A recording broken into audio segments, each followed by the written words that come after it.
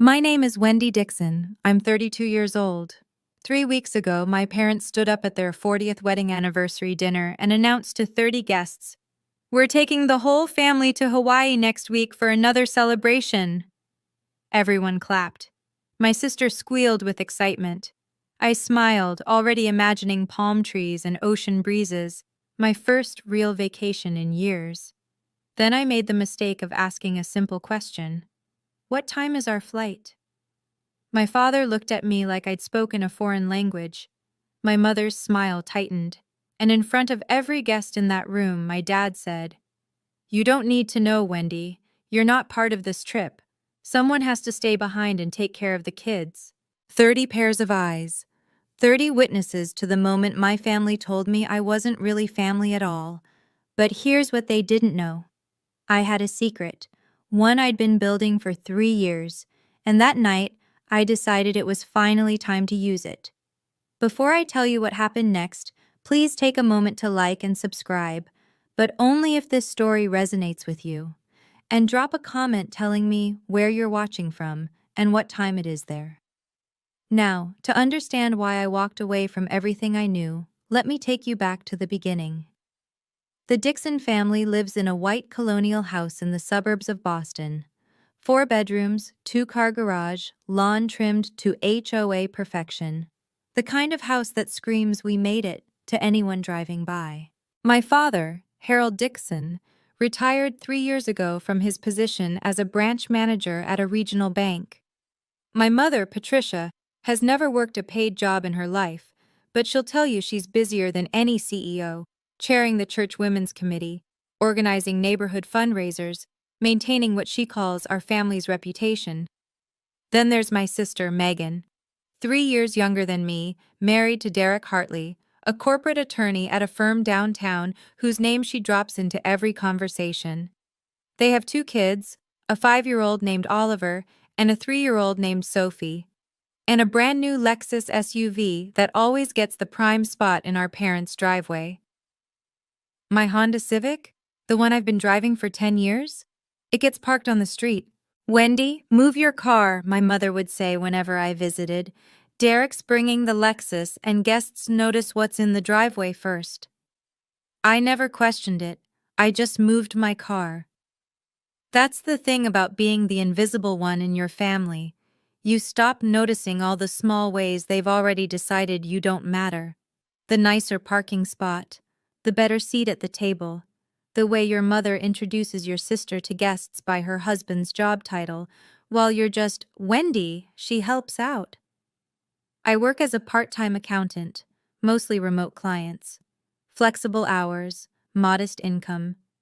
Nothing impressive by Dixon family standards. But I never told them about the other thing I do. The thing I started 3 years ago, after my life fell apart in a different way. I never told them I'd learned to see. Let me paint you a picture of what helping out looks like in the Dixon family. Thanksgiving? I arrive at 6 a.m. to start the turkey. I set the table with my mother's Wedgwood china, the set I'm not allowed to use, only to wash. I arrange the flowers, polish the silver, coordinate the timing of 7 side dishes. Megan arrives at noon in a cashmere sweater, kisses everyone hello, and sits down to be served. Christmas? Same routine.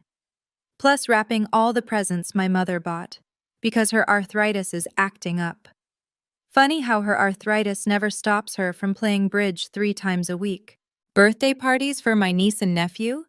I'm the entertainment coordinator, the cleanup crew, and the backup babysitter all in one. Last year, I spent 8 hours running Oliver's dinosaur-themed party, while Megan got a manicure because she needed a break. The one time I asked if maybe, just maybe, I could skip a family event because I had a deadline for a client, my mother's voice went cold. Family comes first, Wendy. We all make sacrifices. Except I'm the only one who ever seems to make them. The breaking point comes in small moments, like the year I got my Christmas gift, a kitchen apron that said "World's Best Aunt" in glittery letters. Megan gave it to me. She smiled like she'd done something thoughtful. I wore it. I wore it every single time I came over to cook, clean, and babysit. Do you want to know when I realized the truth? It hit me one random Tuesday evening while I was scrubbing my mother's Le Creuset pot after yet another family dinner. I couldn't remember the last time anyone had invited me somewhere without expecting me to work. 3 years ago, my life fell apart. I'd been dating a man named Kevin for 4 years. We talked about marriage, about kids, about a future. Then one evening, he sat me down and said the words I'll never forget. I love you, Wendy, but I don't think I'm in love with you anymore. You're just there. You're always just there. Always just there, like furniture, like wallpaper. After he left, I wandered into a pawn shop downtown. I don't know why. Maybe I was looking for something to fill the hole. That's when I saw it. A Canon DSLR camera, used but well-maintained, tagged at $180. I bought it with money I should have saved. I told no one. That camera became my secret. I started photographing things most people ignore. Elderly women at bus stops, the tired faces of overnight janitors, the calloused hands of a street vendor. People who society looks right through, the same way my family looks right through me. I called the series Invisible Women. I created an anonymous Instagram account. No face, no real name, just the photos. Over 3 years, I gathered 12,000 followers, people who saw what I saw, people who understood. I kept the camera wrapped in an old cashmere scarf at the back of my closet. It was the only thing I ever kept for myself. 3 weeks before my parents' anniversary party, I got an email that I almost deleted as spam.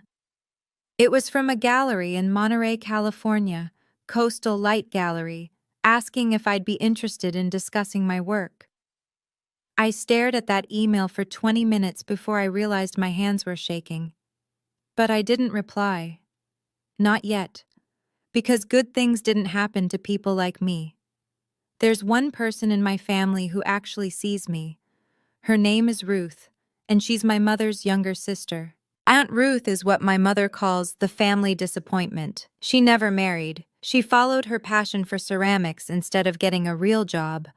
20 years ago, she moved to Carmel by the sea to open a small cafe with a pottery studio in the back. My mother hasn't forgiven her since. Ruth threw away her potential, my mother likes to say. She could have had a good life, but she chose to play with clay. I've been calling Aunt Ruth every Sunday night for 7 years. My mother doesn't know. It was Aunt Ruth who first saw my photographs. I'd sent her one, just one testing the waters, and her response made me cry. Wendy, this is extraordinary. You have a gift. Nobody had ever called anything I did extraordinary. She was the one who encouraged me to keep shooting, to keep posting.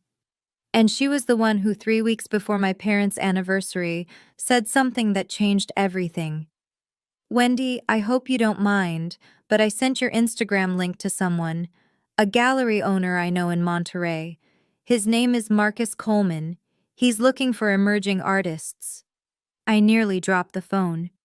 Aunt Ruth, that's the gallery that emailed me. I know, sweetheart. He told me. He wants to talk to you about a solo exhibition. Silence.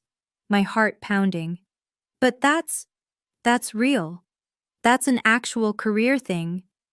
Yes, it is. Her voice was gentle but firm. And you deserve it. You don't need anyone's permission to pursue what you love. I learned that lesson late. You don't have to. That night, I replied to Marcus Coleman's email. Now let me bring you to the night that changed everything. My parents' 40th wedding anniversary. A milestone worthy of a party, according to my mother, which meant 30 guests, a catered menu that I would assist with to save money, and an evening of celebrating the Dixon family's 4 decades of picture-perfect marriage. The preparation started a week before. I took 3 days off from my accounting clients to help set up. I ordered flowers, white roses and peonies, per my mother's specifications. I hand-wrote 60 place cards in the calligraphy she insisted upon. I coordinated with the caterer, pressed the tablecloths, polished the Waterford crystal glasses that had been a wedding gift 40 years ago. On the day of the party, I arrived at 7 a.m. I wore jeans and a t-shirt because there was no point dressing up when I'd be in the kitchen for the next 10 hours. By 6 p.m., the house looked perfect. Candles glowed on every surface. The dining table stretched across the living room, set for 30 with my mother's finest china. I had changed into a simple black dress, nothing fancy, nothing that would draw attention. "Wendy," my mother's voice caught me in the hallway. She looked me up and down, frowning. "Is that what you're wearing?" "It's black. I thought it was appropriate." "It's fine, I suppose. Just stay in the background. Today is about your father and me." I nodded. I always nodded. Guests began arriving at 7. The men in sports coats, the women in cocktail dresses, old colleagues, church friends, neighbors whose lawns were as immaculate as ours. 30 people who thought they knew the Dixon family. None of them knew me at all, and in 3 hours, that wouldn't matter anymore. Megan arrived at 7:15, perfectly timed for maximum impact. She swept through the front door in a red wrap dress. Diane von Furstenberg, she'd announced to anyone who asked, with Derek behind her in a charcoal suit and their 2 children dressed like catalog models. My mother rushed to embrace her, exclaiming over how beautiful she looked, how handsome Derek was, how precious the grandchildren were. I watched from the kitchen doorway, holding a tray of bruschetta. "Everyone, you remember my daughter Megan and her husband Derek?" my mother announced to the room. "Derek's a partner at Whitmore and Associates. They just made him partner last year. We're so proud." Applause, smiles, congratulations. My mother never mentioned that I was the one who'd done Derek's taxes for 3 years, free of charge naturally. I circulated with appetizers, refilled wine glasses, answered questions from guests who didn't recognize me. "Are you with the catering company?" one woman asked, reaching for a crab cake. Before I could answer, my mother appeared. "Oh, that's Wendy, my other daughter. She's helping out tonight." The woman smiled politely and turned away. My mother didn't notice. She never noticed. At one point, Derek approached me with Sophie squirming in his arms and Oliver tugging at his jacket. "Hey, can you take them? Megan and I need to mingle. Not, would you mind? Not thank you. Just, can you take them? Like passing off luggage." I took them. I fed them dinner in the kitchen. I wiped Sophie's face when she spilled juice on her dress. I told Oliver 3 stories to keep him from running into the living room and disrupting the party. When I finally emerged, dessert was being served. I hadn't eaten anything all day. No one had thought to save me a plate. The announcement came at 9 o'clock, right after my mother's tiramisu was served. My father stood up, tapping his champagne glass with a fork. The room fell silent. 30 faces turned toward him with expectant smiles.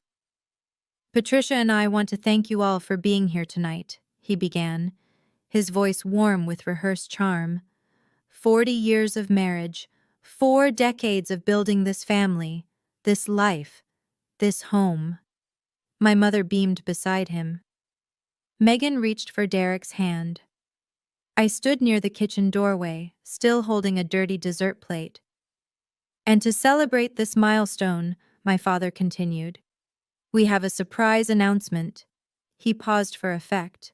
My mother's eyes sparkled. "Next week, we're taking the whole family to Hawaii. 1 week at the Four Seasons in Maui. A second celebration, just the Dixons." The room erupted in appreciative murmurs. "How wonderful. What a gift. You two deserve it," Megan actually squealed. "Dad, that's amazing. The kids are going to love it." I felt something lift in my chest. The whole family. That meant me too. For once, I wouldn't be cooking, cleaning, or babysitting. I'd actually be included. I stepped forward, allowing myself a small smile. "That sounds incredible. What time is our flight?" The question hung in the air. My father's expression shifted. He glanced at my mother. Something passed between them, a look I'd seen 1,000 times but never understood until that moment. "Wendy," he said slowly, "you don't need to know the flight time." The room went quiet. Not the comfortable silence of anticipation, but the tense quiet of something going wrong. "I don't understand," I heard myself say. My father cleared his throat. "Because you're not going."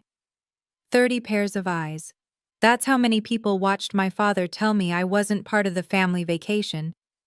"Someone needs to stay behind," my mother added, as if this were the most logical thing in the world. "Megan and Derek need a real vacation. That means you'll watch the children." "But," I started. "Wendy, honestly." My mother's tone sharpened. "You don't have anything important to do. Megan works hard. She deserves a break." Megan works hard. Megan, who hadn't held a job since Oliver was born. Megan, who had a nanny 3 days a week and still complained about being exhausted. "It's just a week," Derek added, not even looking at me. "The kids love you." I stood there in my plain black dress, holding a dirty plate, while 30 people watched me be dismissed from my own family. Some of them looked uncomfortable. Most of them just looked away. One woman, I didn't know her name, leaned toward her husband and whispered something. He nodded. I caught the words. "Poor thing, she must be used to it by now." The champagne glass in my hand trembled. I set down the plate, set down the glass, because I didn't trust myself not to drop them. "Of course," I heard myself say. "I understand." I smiled. The smile I'd learned to wear after 32 years of being the one who helps out, the one who doesn't complain, the one who is always, always just there. But something inside me had finally cracked. Not broken. Cracked. Like a fault line shifting before an earthquake. I excused myself to the kitchen. I leaned against the counter and closed my eyes. And for the first time in my life, I started making a different kind of plan. The party continued without me. Of course it did. I stayed in the kitchen, mechanically washing dishes, while laughter and conversation drifted in from the living room.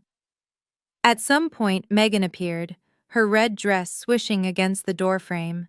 "Wendy, don't be upset," she said, reaching for my arm. "You know how it is. Derek and I really need this time together. It's been so stressful lately with the kids." I kept washing. "I understand. Besides, you're so good with Oliver and Sophie. They'll barely notice we're gone." I rinsed a champagne glass, set it in the drying rack, said nothing. Megan sighed, the way she always does when she thinks I'm being difficult. "Look, it's just a week. And you don't have, like, a boyfriend or anything tying you down. Your schedule is flexible." Flexible. That word again. As if my time had no value because I chose how to spend it. "Derek made a list," she continued, pulling out her phone. "Their schedules, food allergies. Sophie can't have strawberries, remember? And there's this new thing with Oliver's ear. He might need drops. I'll text you everything." She didn't ask if I was willing. She just assumed. That's when Derek appeared, loosening his tie. "All sorted? Great. We're heading out early tomorrow to pack. Megan, your mother wants photos before we leave." They were gone before I could respond. Not that I would have. Not that I ever did. But as I stood there alone in my mother's kitchen, staring at the list of instructions Megan had just texted me, a single thought crystallized in my mind.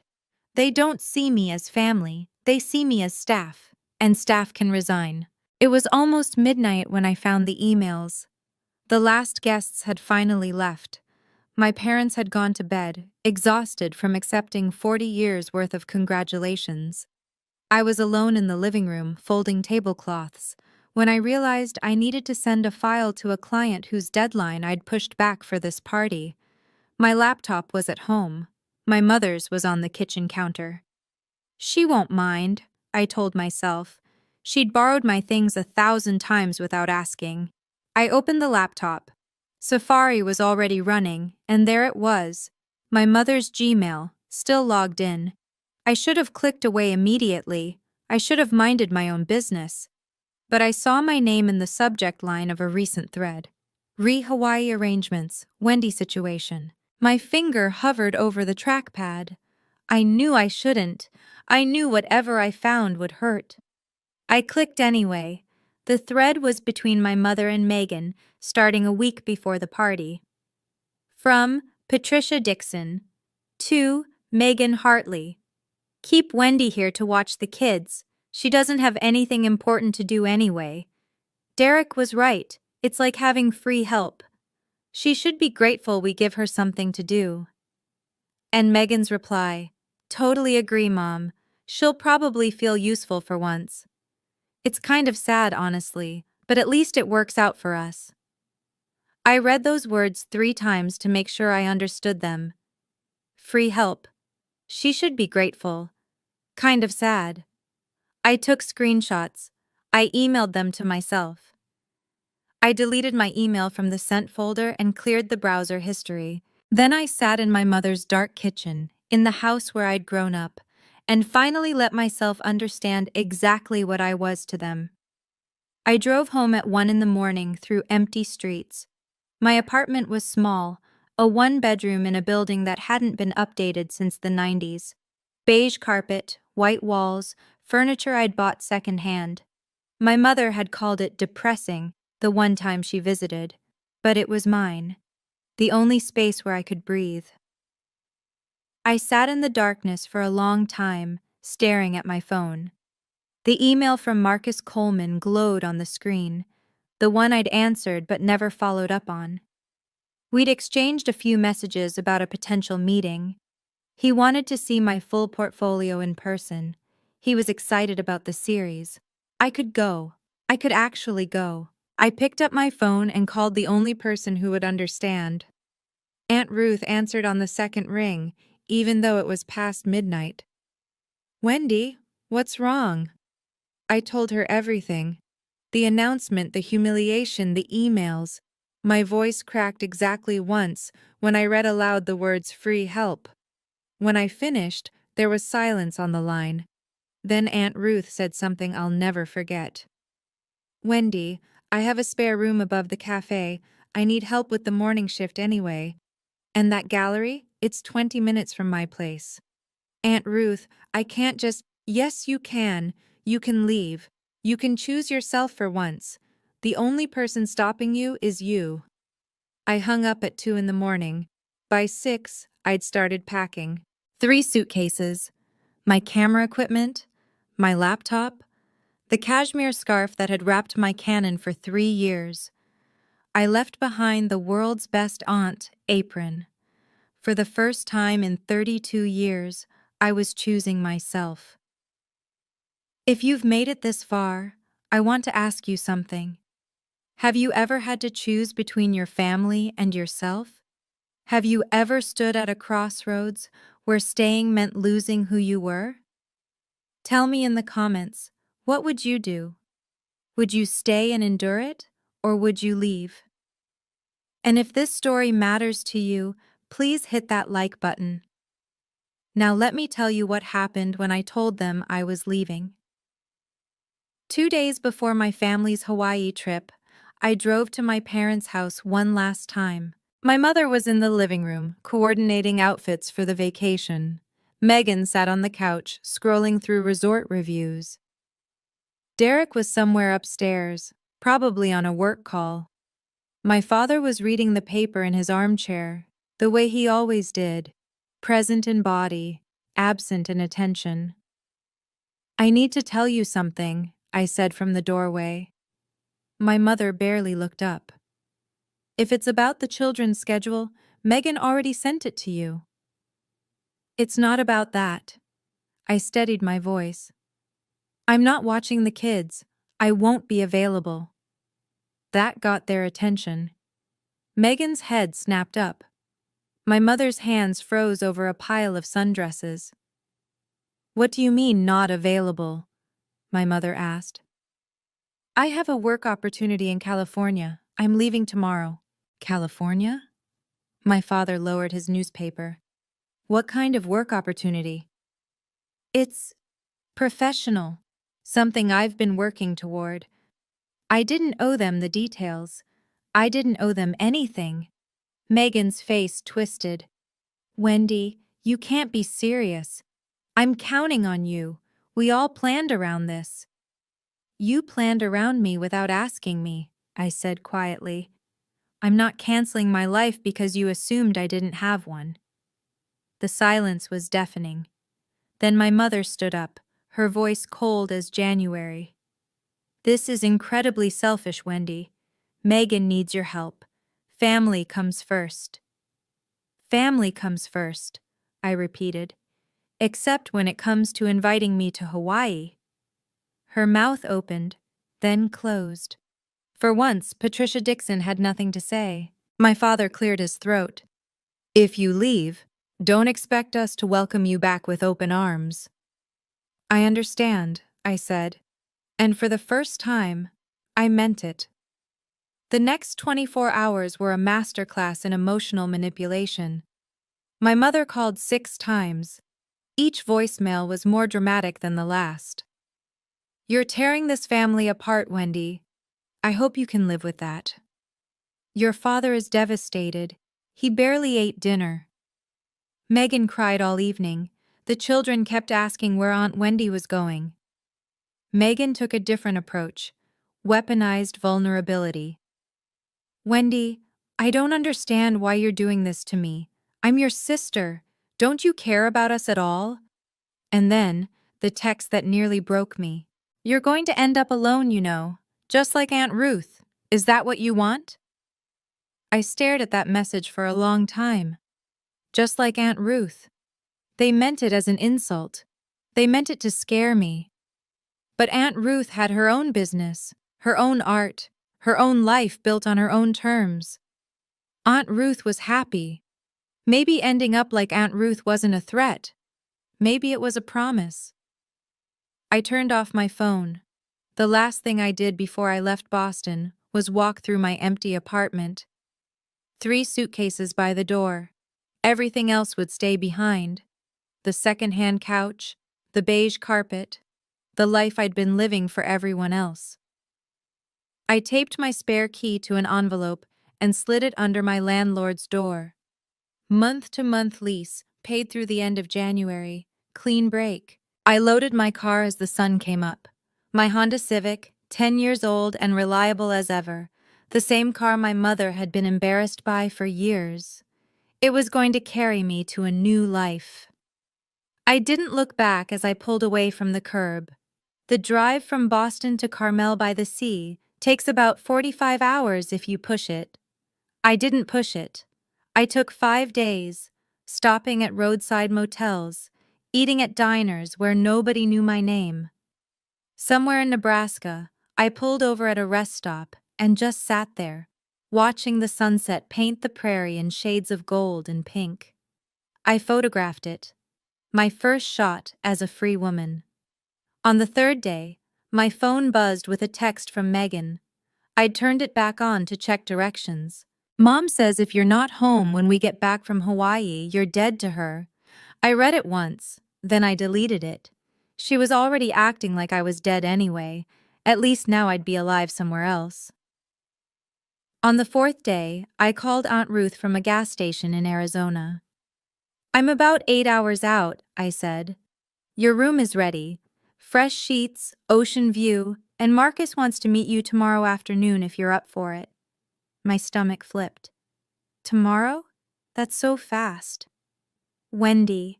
Her voice was warm, certain. You've been waiting 3 years for this. It's not fast. It's finally. When I crossed into California, something shifted inside me. The Pacific appeared on my left, vast and endless and blue. I rolled down my window and breathed salt air for the first time in my life. I cried then. Not from sadness, from relief, from the overwhelming sensation of possibility. At 7 p.m. on the 5th day, I pulled into the driveway of the Ceramic Cup, Aunt Ruth's Cafe and Pottery Studio in Carmel by the Sea.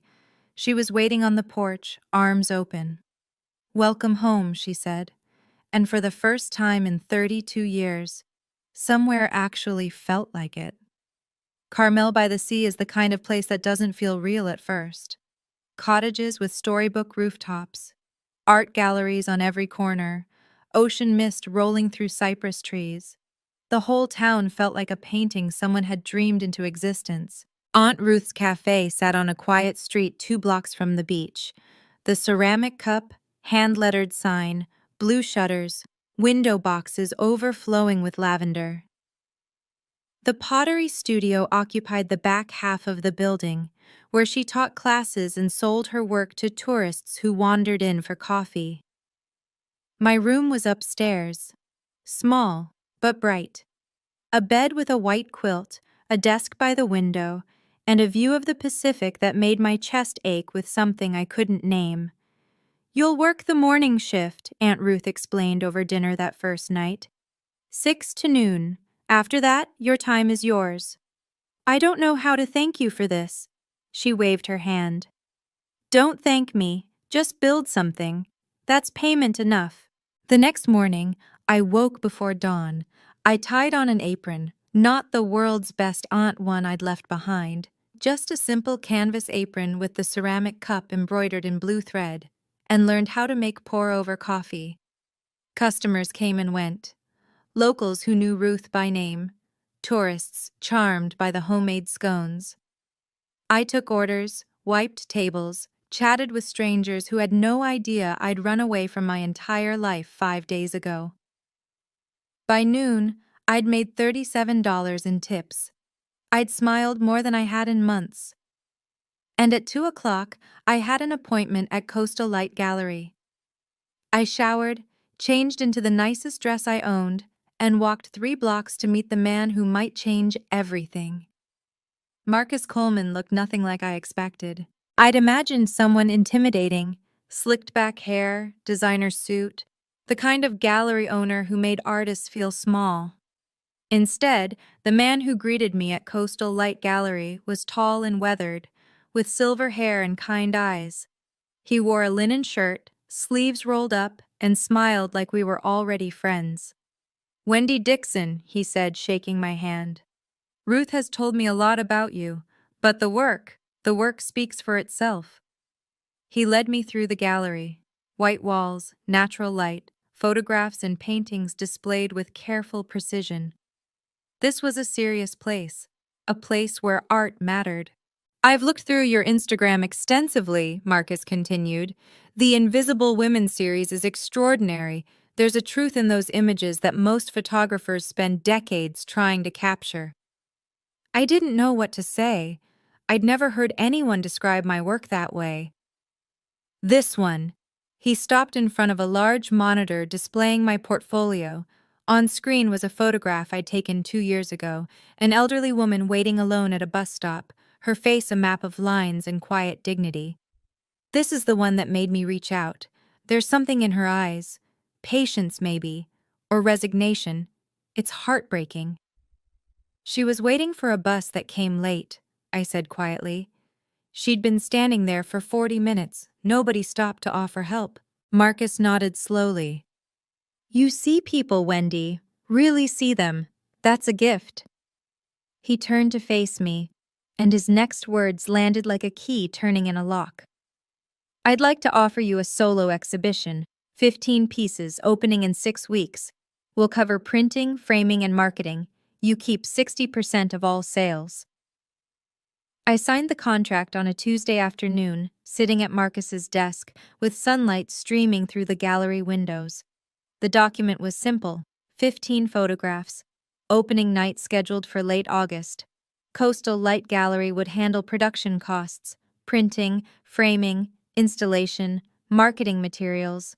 I would receive 60% of all sales revenue, with the gallery retaining 40% as commission. "Standard terms," Marcus assured me. "Fair terms." But as I read through the pages, my hands started to shake. "Take your time," Marcus said gently. "This is a big step." It wasn't the business terms that overwhelmed me. It was seeing my name printed in official type. Artist, Wendy Dixon. A legal document recognizing that my work had value, that I had value. I thought about all the times I'd done my family's taxes without credit, all the parties I'd organized without thanks, all the hours spent caring for children who would grow up never knowing how much I'd given them. Not once had my name appeared on anything that celebrated my contribution. Until now. The exhibition title, Marcus said, pointing to a line near the bottom. I'd like your approval. We're proposing Invisible Women, Portraits of the Overlooked. Invisible Women. It's perfect, I whispered. I signed my name on the line. Marcus countersigned as witness. The document was notarized by his assistant, a young woman named Julia, who stamped the pages with official precision. When it was done, Marcus handed me my copy. Congratulations, Wendy. You're officially a represented artist. I walked out of that gallery holding the contract against my chest. Physical proof that I wasn't nothing, that I'd never been nothing. For 3 years, I'd built something in the shadows. Now, finally, it was about to step into the light. While I was building my new life in California, my family was discovering what my absence actually meant. I didn't witness these events firsthand, of course. I heard about them later, pieced together from voicemails and texts, and one very awkward phone call from my father. Apparently, Hawaii was a disaster. Without me there to babysit, Megan and Derek couldn't enjoy a single, adults-only dinner. Oliver threw a tantrum on the beach because no one had remembered to pack his special sandcastle bucket, something I always remembered. Sophie developed an ear infection on day 3, and nobody could find the pediatrician's number because I'd always been the one to keep track of medical information. My mother spent most of the trip complaining that the resort staff wasn't as attentive as expected. She called the concierge 3 times to complain about turned-down service. She sent back her Mai Tai twice. This isn't relaxing at all, she reportedly said. Who planned this trip? My father, wisely, did not remind her that she had planned it herself. The texts started arriving on day 4. Wendy, where are the kids' medication records? Wendy, what's Oliver's bedtime routine? He won't sleep. Wendy, the restaurant doesn't have a kids' menu. What would they eat? I didn't respond. I was too busy printing proofs at a photography lab in Monterey, selecting frames, and meeting with a journalist from Carmel magazine who wanted to interview me. But here's the thing about absence. It teaches people what they've been taking for granted. On day 6 of their Hawaiian vacation, Megan did something she'd never done before. She searched my name on Google, and for the first time, she found something other than a blank page. 6 weeks later, I stood in the center of Coastal Light Gallery and couldn't quite believe it was real. 15 of my photographs hung on the walls, each one printed large and framed in simple black. The gallery glowed with soft light. A string quartet played in the corner. Marcus's idea, not mine. A bartender in a crisp white shirt poured champagne. 50 guests moved through the space. Local artists I'd met through Aunt Ruth. Collectors Marcus had invited. A journalist from Carmel magazine, already taking notes. People who had come specifically to see my work, on gallery walls, with price tags that made me dizzy. I wore a navy dress. Simple, elegant, nothing that screamed for attention. My hair was down for once. I'd even put on lipstick, something I rarely did. Aunt Ruth appeared at my side, pressing a glass of champagne into my hand. How do you feel? Terrified, I admitted. What if nobody buys anything? Someone already has. She nodded toward a woman in pearls examining the centerpiece of my exhibition, the bus stop photograph, the one that had caught Marcus's attention. A small red dot had appeared on the wall placard beside it. That's Mrs. Pemberton. She owns half the art in Monterey County. She just bought that piece for $3,000. $3,000. For something I'd created. Wendy. Marcus approached, grinning broadly. I want to introduce you to someone from the magazine. They're considering you for next month's cover feature. Cover feature. Magazine cover. My face, my name, my story, all in print. I was halfway through that introduction when the gallery door opened and my world tilted on its axis. Megan and Derek walked in, still sunburned from Hawaii. They looked completely out of place. Megan wore a floral sundress more suited to a beach brunch than an art opening. Derek had his phone out, already frowning at something on the screen. They both scanned the room with expressions I knew well, the look my family wore whenever they encountered something outside their understanding. Then Megan saw me. "Wendy!" She rushed forward, arms outstretched, like we were reuniting after a long separation she'd been dreading. "Oh my God, we've been so worried about you." 50 guests turned to look.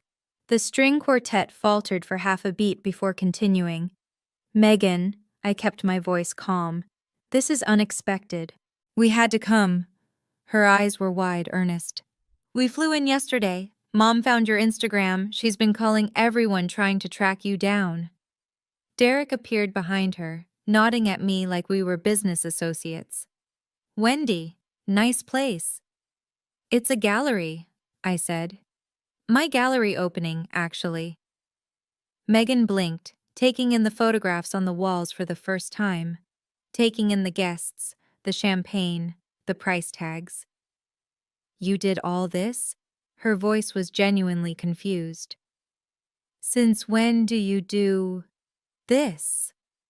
"Since 3 years ago. You never asked what I did in my free time." Aunt Ruth materialized at my elbow, a quiet wall of support. Across the room, Marcus was watching carefully, ready to intervene if needed. Megan leaned closer, lowering her voice. "Wendy, I have news. I'm pregnant again. Number 3. And I really need you to come home. Derek's work is crazy right now. Mom's not helpful with the kids. I need you." There it was. Not an apology, not congratulations on the exhibition. Just need. Always, always their need. The words hung in the air between us. I need you. How many times had I heard that phrase? How many times had I dropped everything, rearranged my life, made myself small enough to fit into the space they'd carved out for me? "Megan," I said quietly, "I'm in the middle of my opening night." I know, and this is lovely, really." She waved her hand at my life's work like it was a cute hobby. "But we can talk about that later. Right now, I need to know when you're coming back." "She's not coming back," Aunt Ruth's voice cut through like a blade. "She lives here now." Derek stepped forward, irritation flickering across his face. "With all due respect, Ruth, this is family business." "Family business?" Aunt Ruth laughed. A short, sharp sound. "You mean the family that uninvited her from vacation and called her free help in emails she wasn't supposed to see?" Megan went pale. Around us, guests had stopped pretending not to listen. The journalist from Carmel magazine. I noticed her pen moving rapidly across her notepad. "That's not... We didn't mean it like that," Megan stammered. "How exactly did you mean it?" This came from Mrs. Pemberton, the collector who'd just purchased my photograph. She stood nearby, champagne in hand, watching the scene unfold with undisguised interest. "I'm sorry," Derek said tightly. "Who are you?" "Someone who just paid $3,000 for that young woman's art." Mrs. Pemberton nodded toward my bus stop photograph. "And someone who's very curious why her family seems to think she should abandon her career to be a babysitter." The temperature in the room dropped 10 degrees. Megan looked at me, desperation in her eyes. "Wendy, please, let's talk privately." Let me pause here for a second. If your family showed up at the most important night of your life, not to celebrate, but to drag you back to a life where you didn't exist, what would you say? Tell me in the comments. I really want to know. And if you want to hear what happened next, make sure you're subscribed so you don't miss anything. Now, let me tell you what I said. I didn't retreat to a corner. For 32 years, I had made myself small. I had whispered, accommodated, disappeared. Not tonight. I stepped forward into the center of my own exhibition and spoke clearly enough for everyone to hear. Megan, I understand that you're pregnant. Congratulations, genuinely. But I won't be coming back to Boston to be your childcare. Wendy, I'm not finished. My voice didn't waver. You can hire a nanny. You can hire two. Derek makes enough at Whitmore and Associates, and you've never had trouble spending money before. What you can't do is hire me, because I was never paid. Megan's mouth opened, then closed. Around us, I could feel the gallery guests leaning in. This isn't a hobby, I continued, gesturing to the walls. This is my work. I've been building this for 3 years while everyone in our family assumed I had nothing important to do. And just so we're clear, I pointed to the photograph Mrs. Pemberton had purchased. That piece just sold for $3,000. Tonight, I've sold 4 pieces totaling $8,000. My work has value. I have value. And I will not throw that away to go back to being free help. Silence. Absolute silence. Derek coughed uncomfortably. Megan's eyes were filling with tears, real ones this time, I thought, not the performative kind. Then Marcus started to clap. Aunt Ruth joined him. Mrs. Pemberton raised her champagne glass in a silent toast. One by one, the other guests followed. Applause rippled through the gallery. Not for my photographs, for me. For the moment I finally stood up and said enough. I didn't smile triumphantly. I didn't gloat. I simply looked at my sister and said, I hope your pregnancy goes well. I truly do. Then I turned and walked away. The gallery door opened again 20 minutes later. I was in the middle of a conversation with the Carmel magazine journalist when I saw them. My parents, standing in the entrance like they'd materialized from a nightmare. My mother wore her Burberry trench coat, the one she saved for important occasions. My father stood behind her in a blazer, looking uncomfortable and out of place. They scanned the room until their eyes found me. Patricia Dixon walked through my gallery like she owned it. Wendy. Her voice carried the same tone she'd used when I was 8 and had tracked mud onto her clean floors. We need to talk. The journalist raised an eyebrow. I excused myself and moved to intercept my parents before they could cause more of a scene. You came all this way, I said evenly. Of course we did. You disappeared. You left your family when we needed you most. My mother's voice trembled with righteous indignation. And now I find you here, playing artist, while your sister is pregnant and struggling. Megan is pregnant and wealthy, I corrected. She's not struggling. She's inconvenienced. Don't be cruel, Wendy. This isn't you. You're right. I took a breath. It isn't the me you wanted, the me that you could count on to do whatever you asked. But that Wendy was never seen, Mom. She was just used. My father cleared his throat. Wendy, your mother is trying to say. I know what she's trying to say, Dad. I've heard it my whole life. Family comes first. Make sacrifices. Don't be selfish. I met his eyes. But I wasn't part of the family trip to Hawaii, remember? So, which is it? Am I family or aren't I? Neither of them had an answer. My mother recovered first. Hawaii was one trip, she said dismissively. You're blowing this out of proportion. Someone had to stay with the children. Someone, I repeated. Why me? Why always me? Because you have the time. You don't have a husband, you don't have children of your own. What else would you be doing? I'd wondered if I would ever use those screenshots. Part of me had hoped I'd never have to. But standing there, in my gallery, surrounded by my work and my witnesses, I realized that some truths need to be spoken aloud. I pulled out my phone. Let me read you something, I said, my voice steady. This is an email you sent to Megan before the anniversary party. My mother's face went white. Keep Wendy here to watch the kids. She doesn't have anything important to do anyway. It's like having free help. She should be grateful we give her something to do." The gallery had gone silent again. I could feel every eye on us. "And Megan replied," I continued. "She'll probably feel useful for once. It's kind of sad." Megan, standing a few feet away, looked like she wanted the floor to swallow her. "Wendy," my father started, "where did you— It doesn't matter where I found it. What matters is that you wrote it." I lowered my phone. "I'm not reading this to embarrass anyone. I'm reading it so you understand why I left. You didn't see me as family. You saw me as staff, and staff has the right to quit."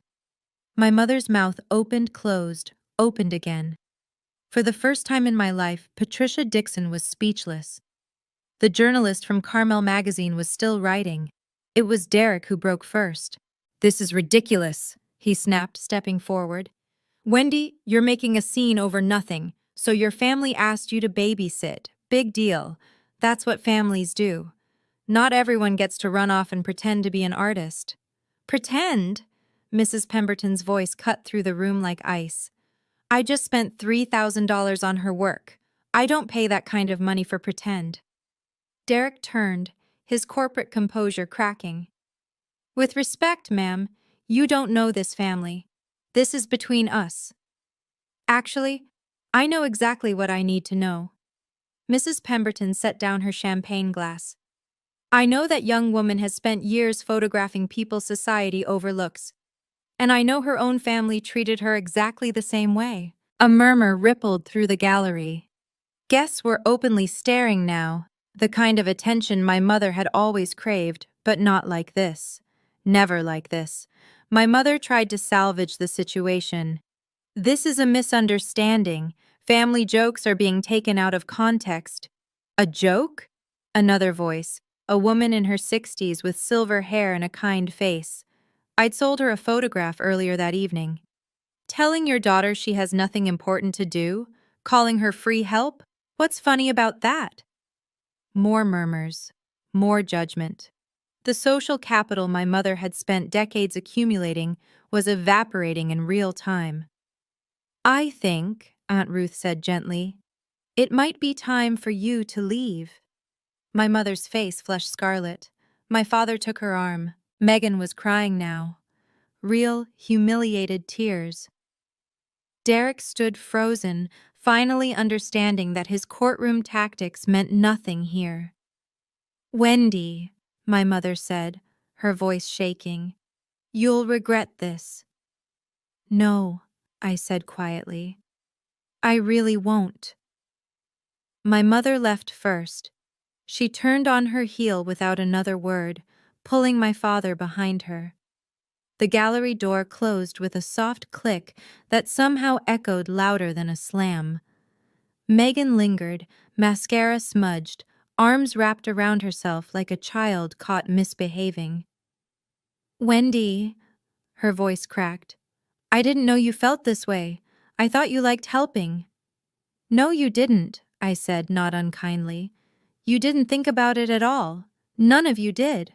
Derek put a hand on Megan's shoulder. For once, he said nothing. Maybe he'd finally run out of arguments. "I hope your pregnancy is healthy," I added. "I hope your kids are happy, but I won't be their live-in aunt anymore. If you want to be in my life, it has to be different. It has to be equal." Megan nodded, tears streaming. "I understand." I wasn't sure she did, but it wasn't my job to make her understand anymore. They left through the same door our parents had used. The gallery let out a collective breath. Aunt Ruth appeared beside me, wrapping an arm around my shoulders. "You okay?" "I think so." I let out a shaky laugh. "I just told off my entire family in public, at my own art show." "You did, and you were magnificent." Marcus approached, pressing a fresh glass of champagne into my hand. "For what it's worth, I've been doing this for 20 years. Never seen an opening night quite like this one." "Is that good or bad?" He smiled. "Let's just say everyone here is going to remember your name. And that, Wendy Dixon, is exactly what an artist needs. I looked around at my photographs, my gallery, my new life. For once, I didn't feel invisible. By the time the gallery closed that night, I had sold 8 of 15 photographs. 8 pieces, $14,000 in total sales. 8,400 would go to me. 60%, just like the contract promised. Marcus handed me the printout of the evening's transactions as the last guest filtered out. Not bad for an opening night, especially one with unexpected family drama. I stared at the numbers. $8,400. More than I'd made in 3 months of part-time accounting work. Mrs. Pemberton wants to commission a piece, Marcus continued. She has a vacation home in Big Sur, wants you to photograph the coastline. A commission? Private collectors often work that way. She liked your eye. She wants to see what you do with her landscape. He handed me a business card. Her assistant's contact. Call them next week. I tucked the card carefully into my clutch, next to my copy of the gallery contract. And the magazine interview, Marcus added. Susan said she has enough material for a feature. They're considering you for next month's cover.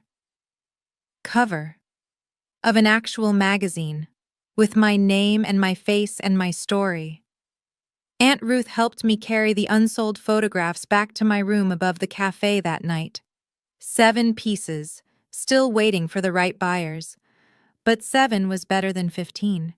7 meant people had seen value in what I created.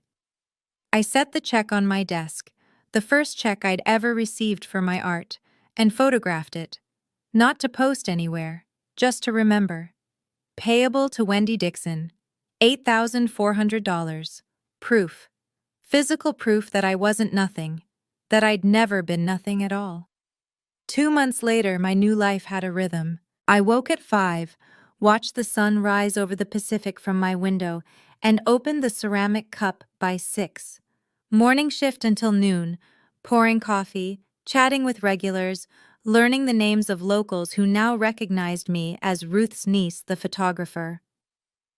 Afternoons belonged to my work. I'd rented a small studio space 3 blocks from the cafe, just big enough for my editing equipment and a printing station.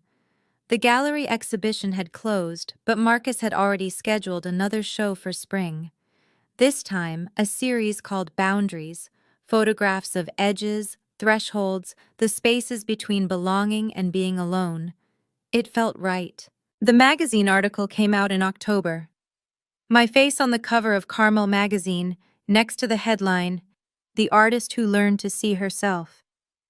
The article told my story, edited, of course, with names changed to protect the innocent and the guilty alike. But the truth was there. The invisibility, the breaking point, the choice. People reached out. Women who'd been the family helper, the reliable one, the one everyone forgot to thank. Their messages filled my inbox like a chorus of recognition. I thought I was the only one. You gave me permission to leave. Thank you for showing me it's possible. My family reached out too, eventually. Megan texted after the baby was born. A girl named Charlotte. She sent a photo, I sent congratulations and a gift card, nothing more. My mother called once, I didn't answer. She left a voicemail asking if I'd gotten this out of my system yet. I deleted it. But my father surprised me. His email arrived on a Tuesday evening, 3 sentences long. Wendy, I saw the magazine. I'm proud of you. That one I kept. Today, I'm sitting in my studio looking out at the Pacific. The Canon camera I bought from that pawn shop still sits on my shelf, older now, battered, but still working. Next to it sits a newer model, one I purchased with money I earned from my art. Both cameras matter. One reminded me to see, the other proves that people saw me back. My second exhibition opens next month. Boundaries. 15 new photographs, each one exploring the edges of connection, where family ends and self begins, where obligation crosses into exploitation, where love becomes something else entirely. I think it might be my best work yet. Aunt Ruth stops by every morning with coffee and commentary. Marcus checks in weekly with updates about collectors and opportunities. The ceramic cup regulars have started requesting the photographer's table by the window, where I sometimes edit photos between customers. I'm not rich, I'm not famous, but I'm seen, and that's enough. As for my family, we exist in a new configuration now. Christmas cards, birthday texts, the occasional update about the children. Civil, distant, healthier than before. I haven't been back to Boston. Maybe someday I will, but only as a visitor, never as the help. The other day I was going through old photographs and found one I'd taken years ago. A self-portrait, shot in the mirror of my Boston apartment, back when I was still invisible. The woman in that photo looked tired, defeated, like she was waiting for permission to exist. I deleted it. That woman is gone now. In her place is someone who takes up space, who creates beautiful things, who says no when she means no, and yes only when she chooses. Someone who finally let herself be seen. That's the real story. Not revenge, not triumph, just freedom. From a psychological perspective, Wendy's story illustrates something called parentification. When a child, often the eldest, takes on adult responsibilities without recognition or reciprocity. She also occupied the scapegoat role, the family member whose needs are consistently deprioritized, while a golden child, Megan, receives endless attention and resources. Here's what I want you to take away from this. Setting boundaries isn't betrayal. It's not abandonment. It's the recognition that you cannot pour from an empty cup, and that the people who truly love you won't ask you to. If you're in a situation like Wendy's, remember, your worth isn't measured by how useful you are to others. It's inherent. It was always there. And sometimes, the bravest thing you can do isn't fight back.